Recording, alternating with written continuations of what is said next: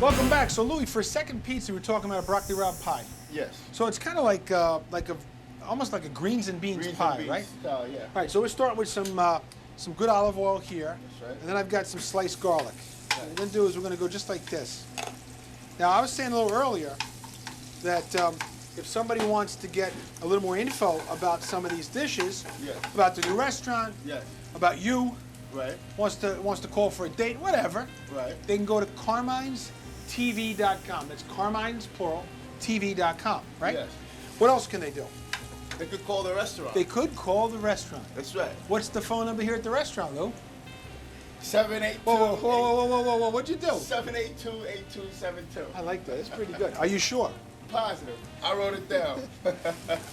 You're not sweating, though. I get you sweating a little bit. That might change. Yeah. All right, for the broccoli rabe pizza, we get our garlic toasted. See, we get a little brown? Yeah. We're going to add some cannellini beans, some white beans. Yeah. We've got some broccoli rabe that we chopped up here. It's been blanched off. Right. And then we're going to add that. So far, there's our base for our greens and beans, all right? Now, that's pretty good. See, the thing is, if we were just putting all these ingredients right onto our pizza, what would end up happening is we didn't get all the flavors to marry. It'd be soggy, right? It'd be soggy. So what we're going to do is we're going to grab a little bit here. I got some crumbled sausage, sweet Right. Italian sausage. Sometimes, folks, we eat beans and greens with or without the meat in there. It's up to you, your choice. So we got everything going now. So it's kind of a dry pan, but that's all right. I like that. See, we get all those flavors going. Now to take this to another level, I've got a little bit of white wine. Glaze it with a little Right, white wine, exactly. okay. So a little white wine. And then, now if you're cooking along at home and you don't have the next ingredient, that's fine. White wine's good. But what I like to do is, just a little salt and pepper? well, sure, why don't you do that? I got some chicken stock here, a little salt and pepper. Okay? And the thing about this is, good, seasoned good.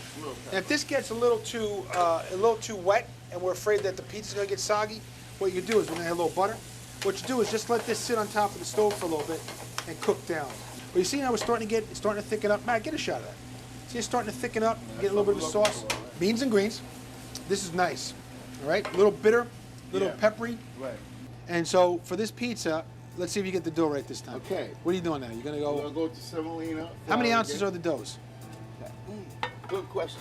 I think they're about 10 ounces. You think? Yeah. About 10 ounces dose, right? You can't just figure out how many ounces by holding it in your hand?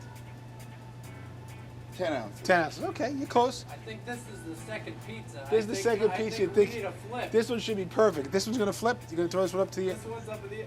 Oh, that's pretty. Hey, that's pretty good. You can't do it with two hands. There you go. That's the way. There you go.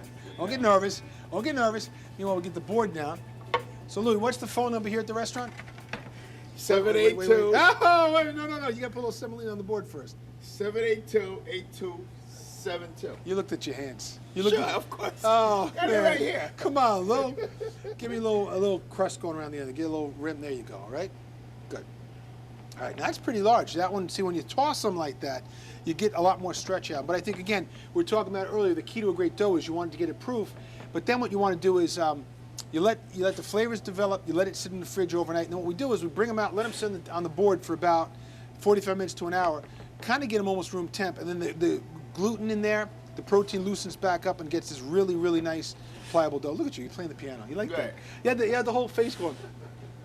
That was nice, Lou. I like that. All right, now. Either way, you can't wave at them. Now, smell that? It smells like beans and greens. Yeah. And show the camera here. It's really not that Not wet. It's right, because otherwise the dough would get all soggy and it would stick to the bottom of our. Absolutely. Now, if you were cooking at home, you wanted to make pizza dough at home, you could. Sure. The key is, though, I think a real good pizza oven, you're balancing the heat on both the top and the bottom of the dough. So if you're cooking along at home, a lot of times you get those pizza stones. You want to get it really nice and hot to cook the crust.